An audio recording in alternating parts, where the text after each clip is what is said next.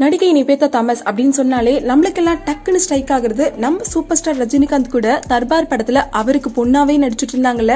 And அந்த படம் தான் நமக்கு எல்லாம் ஸ்ட்ரைக் ஆகும். ஸ்டார்டிங்ல கவர்ச்சியே காட்டாம இருந்த நிவேதா தாமஸ் இப்ப நாளுக்கு நாள் கவர்ச்சியில அவங்களோட ரசிகர்களுக்கு விருந்து படைச்சிட்டு வந்துட்டு இருக்காங்க.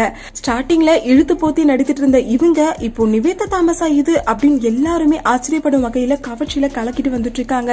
தமிழ்ல ரிலீஸ் ஆன நவீன சரஸ்வதி சபதம், ஜில்லா இந்த மாதிரி படங்களை நடிச்சு ஃபேமஸ் ஆனவங்க தான் நிவேதா தாமஸ். இப்போ இவங்க தெலுங்கு இண்டஸ்ட்ரியில பிரபல நடிகையாவே வலம் வந்துட்டு இருக்காங்க.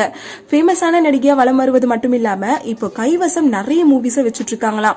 இந்த சிச்சுவேஷன்ல ரீசெண்டா கிடைக்கும் பட வாய்ப்புகள்ல எல்லாமே அவங்களோட ரசிகர்களுக்கு கவர்ச்சி விருந்த படைச்சிட்டு வந்துட்டு இருக்காங்க. நிவேதா தாமஸ் நடிப்புல ரீசெண்டா வெளியான படம் வி.